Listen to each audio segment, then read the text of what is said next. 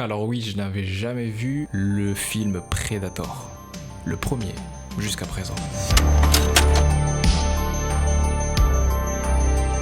Oui, ça fait partie d'une longue série de films cultes que je n'avais toujours pas vu jusqu'à présent, pour diverses raisons cette fois-ci. La raison du j'avais pas le DVD, j'avais pas le VHS, vous la connaissez déjà, mais la raison principale, en fait, c'est parce que je pensais que Predator, c'était que des films d'horreur. Et vu que moi, les films d'horreur, c'est pas vraiment mon truc. Tu vois, les goûts, les couleurs, après, ça se discute, voilà, très bien, mais j'ai pas vraiment d'intérêt à regarder une catégorie de films que je n'aime pas, sauf si j'y suis vraiment forcé, si j'ai vraiment un intérêt. Et c'était pas le cas pour Predator. Jusqu'à un moment, Disney, il n'y a pas très longtemps, a produit le dernier film de la franchise, qui est Prey. Vu que j'ai pas vraiment de comparatif, je ne sais pas si Prey est un excellent film de la franchise ou le pire de la franchise. Je ne sais pas en fait où il se situe Prey. Mais je sais une chose, c'est que Prey m'a donné envie de regarder le premier. Et je l'ai trouvé bien. Pour un film d'action, il est bien. J'ai été diverti, mais sans plus. Mais le personnage du Predator, je sais qu'il m'avait archi intrigué. Je me suis dit, j'aime bien le concept. Franchement bien. On va regarder le premier. Avant que je ne raconte, voilà, vite fait l'histoire, je vais quand même préciser que si tu n'as toujours pas vu le film, tu peux aller le voir. Va le voir, on t'attend. On t'attend, vas-y. Ok, c'est parti. Alors, Predator, qu'est-ce que ça raconte ? Predator est un film d'action de science-fiction et d'horreur sorti en 1987. L'histoire se déroule dans une jungle dense où un groupe de soldats d'élite est traqué par une créature extraterrestre redoutable connue sous le nom de Predator. Le film met en avant un concept unique mêlant suspense, tension et éléments surnaturels. Les soldats se retrouvent confrontés à un ennemi invisible, doté d'une technologie avancée capable de se camoufler et de chasser ses proies avec brutalité. Predator est également connu pour son design emblématique du Predator lui-même, avec sa peau reptilienne, ses mandibules menaçantes et son camouflage optique. Cette créature est rapidement devenue un symbole culte de la culture populaire. Le rôle principal est interprété par Arnold Schwarzenegger, qui incarne le chef charismatique de l'équipe des soldats. Sa performance ajoute une dimension supplémentaire au film, tandis qu'il affronte le Predator dans une bataille intense mêlant force physique et intelligence. Pourquoi est-ce que je pense que Predator a eu le succès qu'il a eu jusqu'à présent et qu'il fait partie des films les plus iconiques des années 80 et de l'histoire du cinéma? Pourquoi ? Arnold Schwarzenegger, c'est tout. On peut même s'arrêter là et puis on peut passer au deuxième point. Mais vraiment, on va quand même détailler. Arnold Schwarzenegger, c'est un acteur qui, dans les années 80, parce que Predator, il arrive à la fin de la décennie, il a fait Conan. Il était dans Terminator. Et donc forcément, lorsque tu vois sur l'affiche le nom d'Arnold Schwarzenegger, à cette époque, tu dis que tu as passé un bon moment d'action, un bon moment de virilité, de stoïcité, de testostérone, tout ce que tu veux. Et effectivement, c'est le cas. L'une des premières scènes, une poignée de main qui a fait trembler la terre. C'est-à-dire que la poignée de main était tellement puissante qu'il y a eu des vibrations sur l'écran. L'écran a tremblé comme ça. Bah, il n'a pas fait une poignée de main en plus avec n'importe qui, il a fait une poignée de main avec Apollo Creed qui a été l'antagoniste du film Rocky 1. Arnold Schwarzenegger, qui a donc le physique que 99,9% des hommes n'auront probablement jamais de leur vie, est en mission. Il est envoyé en Amérique centrale afin d'accomplir une mission pour la CIA. Schwarzenegger, aka Dutch, il n'est pas tout seul, c'est-à-dire qu'il a une équipe avec lui. Et ce qui est bien dans ce film, c'est que certes, il est le protagoniste, il est le lead acteur, mais tout n'est pas focalisé uniquement sur lui. Les autres rôles aussi sont importants. Chacun des personnages a sa réplique, a son caractère, son histoire, son attitude, son arme. Dutch est le leader. Oui, c'est lui qui planifie, qui met en place les stratégies, qui donne les ordres, qui réfléchit, qui dirige toute l'opération. Mais on a une équipe où chacune des personnes de cette équipe-là a son mot à dire et même a des répliques qui sont aujourd'hui encore très cultes. You're hit. You're bleeding, man. I ain't got time to bleed. Tout le monde est embarqué dans cette histoire, dans ce contexte. D'ailleurs, va faire le lien avec mon deuxième point. Le film, il est sérieux. Il est sérieux de A à Z.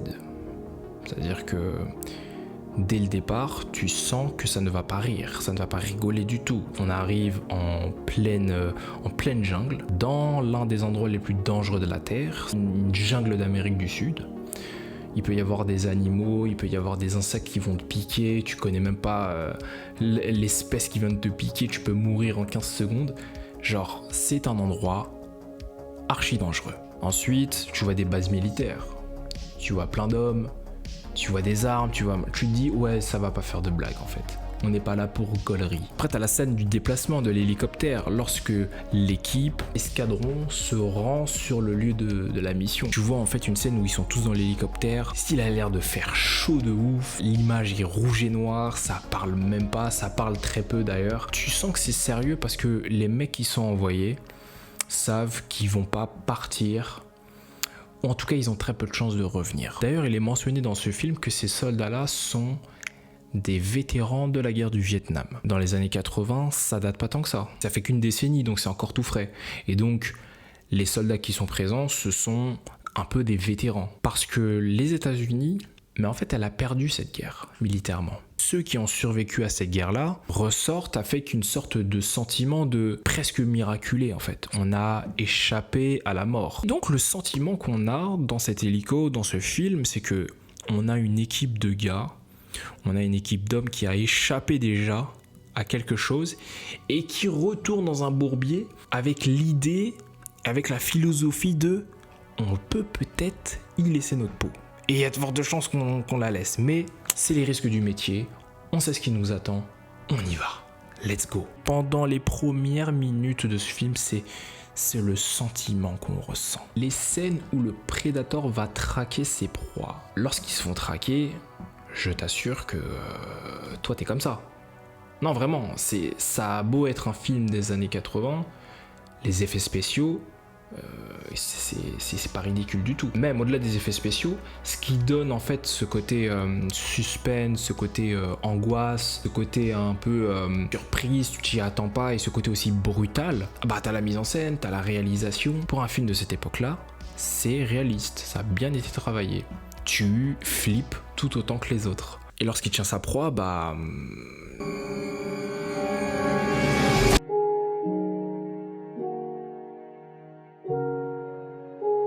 c'est fini. Ce qui va d'ailleurs m'amener à mon troisième point, qui est le fait que lorsque tu vas regarder le film, bah, t'en as pour ton grade, t'en as pour ton compte, tu es servi. Il y a beaucoup de films comme ça, lorsque tu y vas, t'attends pas forcément à des scènes prises de tête, à des scénarios extraordinaires dignes de Christopher Nolan ou autre. Tu veux juste voir de la bagarre. Dans cette liste-là, moi je vais mettre Die Hard par exemple, qui apparemment même réalisateur que Predator. Je peux mettre aussi les Fast and Furious, je peux mettre aussi Taken, la trilogie de Gerard Butler avec la chute de la Maison Blanche, et Equalizer avec Denzel Washington. Je le mets aussi dans l'eau, faut qu'on en parle. Bref, moi lorsque je vais voir ces films, je sais que je vais voir pour une seule chose. La bagarre. Je sais que je vais être servi.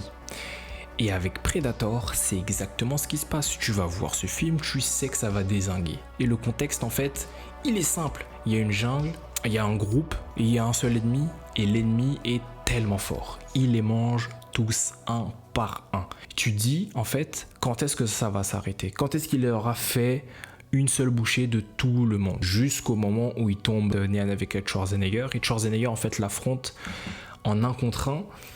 Et si je peux regarder seulement une seule réplique, c'est celle-ci.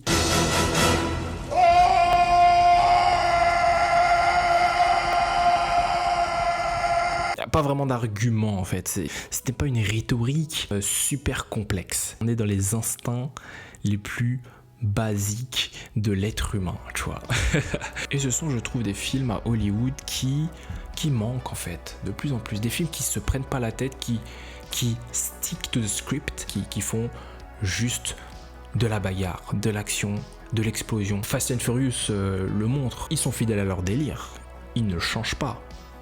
Et c'est pour ça que certains détestent, certains aiment, mais à la finale, ils font ce qu'ils font. Top Gun, il n'y a pas longtemps, a été un succès parce que on a eu affaire à un film qui, encore une fois, n'a pas voulu mettre beaucoup de choses en avant. Non, on veut juste faire un film d'action. Avec Predator, j'ai l'impression d'avoir le même film. Il veut juste me donner ce que j'attends. Et du coup, moi, je prends ça et je dis merci. Merci. Merci Predator, c'était cool.